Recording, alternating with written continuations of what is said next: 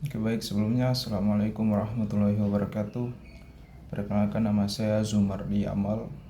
Saya mahasiswa dari Fakultas Ekonomi dan Bisnis, Program Studi Ekonomi Pembangunan.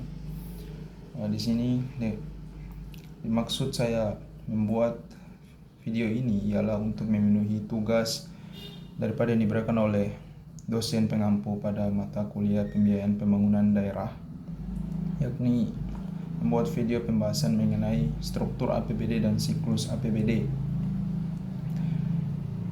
Apa itu struktur APBD? Struktur APBD ialah rencana keuangan tahunan pemerintah daerah yang ditujukan untuk pelaksanaan daripada pemerintahan daerah itu sendiri. Yang di dalamnya terdapat aktivitas seperti peningkatan pendapatan daerah atau PAD, pendapatan daerah, dan pengeluaran, yakni belanja modal, belanja operasional, dan lain sebagainya. Kemudian struktur APBD disusun oleh pemerintah daerah dengan maksud untuk agar supaya uang atau anggaran tidak hanya digunakan untuk dihabiskan begitu saja, tapi dimaksudkan untuk memetakan potensi sumber keuangan agar mampu menciptakan kemandirian secara fiskal untuk daerah itu sendiri. Di mana dalam struktur APBD itu sendiri terdapat beberapa komponen yang menyusun di dalamnya. Yang pertama yaitu PAD atau pendapatan asli daerah, pendapatan daerah, di mana dalam pendapatan daerah itu sendiri terdapat beberapa komponen yang menyusun dalamnya. Yang pertama yaitu PAD, pendapatan asli daerah, yang didapat daripada aktivitas pajak di suatu daerah seperti pajak hotel, mungkin pajak pendapatan, pajak kendaraan, pajak restoran, dan lain sebagainya. Kemudian juga terdapat retribusi sebagai salah satu komponen peningkatan PAD. Apabila PAD suatu daerah tersebut mengalami peningkatan sehingga menyebabkan ia tidak perlu lagi bergantung pada transfer ke daerah atau TKD, maka daerah tersebut dapat dikatakan telah memiliki kemandirian secara fiskal. Kemudian terdapat juga komponen yang lain yaitu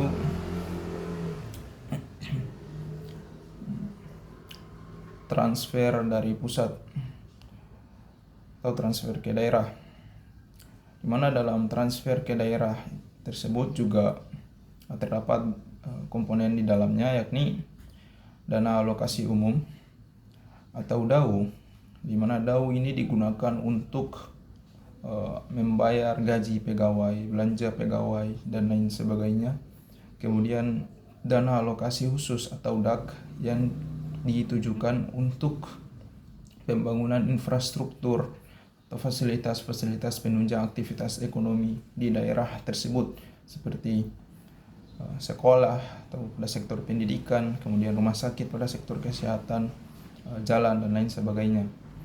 Kemudian juga terdapat lain-lain pendapatan yang sah, di mana lain-lain pendapatan yang sah ini merupakan dana darurat atau dana hibah yang bersifat tidak mengikat, atau juga dana darurat yang ditransfer oleh pemerintah pusat apabila suatu daerah mengalami suatu bencana atau peristiwa-peristiwa yang luar biasa. Kemudian komponen yang kedua daripada struktur APBD yakni mengenai belanja daerah, di mana dalam belanja daerah ini terdapat beberapa unsur atau komponen yang menyusun di dalamnya. Yang pertama yaitu belanja operasional yang ditujukan sebagai belanja rutinitas daripada pemerintah daerah untuk penyelenggaraan pemerintahan daerah, mana dalam belanja operasional juga tersebut telah berisi gaji pegawai, kemudian biaya untuk membayar listrik perkantoran, dan dapat juga berupa bantuan sosial atau bansos yang disalurkan kepada masyarakat.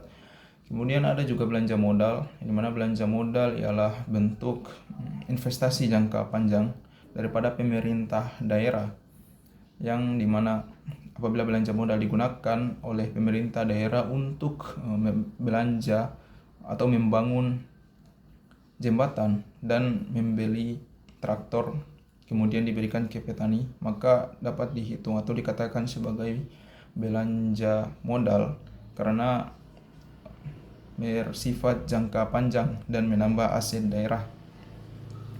Kemudian juga ada belanja tidak terduga, di mana belanja ini hanya dapat digunakan ketika terjadi peristiwa-peristiwa di luar daripada prediksi perencanaan pembangunan atau perencanaan penganggaran suatu daerah. Kemudian ada juga belanja transfer, di mana pemerintah daerah diwajibkan untuk mengalokasikan dana atau sebagian anggaran ke pemerintah desa. Kemudian poin yang ketiga daripada struktur APBD yakni terkait daripada penerimaan pembiayaan, di mana dalam penerimaan pembiayaan juga terdapat dua komponen yang menyusunnya. Yang pertama yaitu pendapatan pembiayaan, di mana pendapatan pembiayaan ini merupakan bentuk daripada silpa atau sisa lebih perhitungan anggaran, di mana silpa ini merupakan hasil daripada perencanaan penganggaran tahun lalu daripada pemerintah daerah yang masih tersisa uangnya, lalu kemudian dimasukkan ke dalam kantong penganggaran tahun ini yang dapat dimanfaatkan atau digunakan. Kemudian terdapat juga pengeluaran pembiayaan, yakni berupa dana cadangan atau tabungan, dan atau juga dapat digunakan untuk pembayaran utang apabila pemerintah daerah pernah meminjam dari pihak lain. Kemudian kita masuk ke dalam poin yang kedua, yaitu siklus APBD, di mana siklus APBD itu sendiri dapat dikatakan sebagai proses maraton birokrasi karena melibatkan sekian banyak masyarakat, mulai daripada masyarakat desa hingga ke menteri pusat. Mana tahapannya? Yang pertama itu tahapan perencanaan dan penganggaran, di mana pada tahapan ini pertama yaitu melalui proses musrembang atau musyawarah rencana pembangunan, di mana masyarakat menyalurkan usulan-usulan maupun aspirasi yang merupakan bentuk daripada kebutuhan mereka, yang kemudian daripada usulan tersebut dirangkum menjadi RKPD atau Rencana Kerja Pembangunan Daerah, yang kemudian dari RKP tersebut, setelah RKP dibentuk, kemudian masuk ke dalam tahapan berikutnya, yakni tahapan pembahasan, di mana pada tahapan ini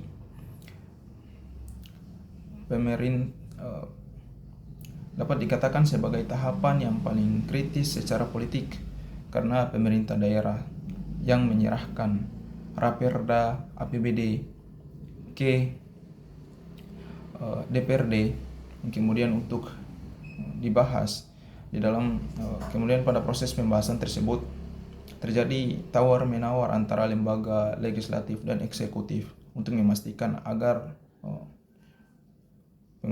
pengalokasian anggaran tepat sasaran. Kemudian setelah disahkan oleh DPRD,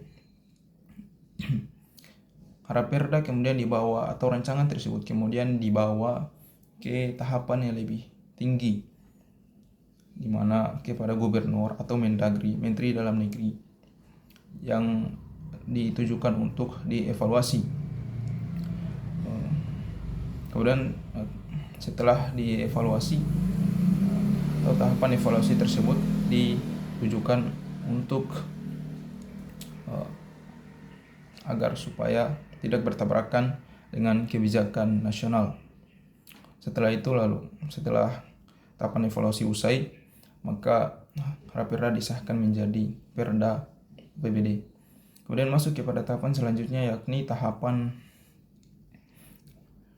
pelaksanaan dan penatausahaan, di mana kemudian setiap kepala dinas menerima dokumen pelaksanaan anggaran atau DPA yang menjadi kartu kredit yang sah untuk mulai bekerja, di mana setiap anggaran yang dikeluarkan harus dicatat secara akuntansi. Dan dalam proses pelaksanaan tersebut juga rawan terjadi perubahan APBD karena alokasian anggaran yang tidak tepat sasaran atau meleset. Kemudian masuk pada tahapan terakhir, yakni tahapan pengawasan dan pertanggungjawaban, di mana setelah tahun anggaran berakhir, maka pemerintah daerah wajib untuk menyusun laporan keuangan pemerintah daerah atau LKPD yang kemudian diperiksa oleh BPK. Setelah diaudit oleh BPK menyerahkan kepada DPRD yang kemudian disahkan oleh DPRD sebagai bentuk pertanggungjawaban daripada pemerintah daerah ke masyarakat. Mungkin sekian yang dapat saya sampaikan. Saya harap teman-teman dapat memahami apa yang telah saya sampaikan. Dan mungkin itu saja. Lebih dan kurangnya saya mohon maaf. Saya akhiri. Wassalamualaikum warahmatullahi wabarakatuh.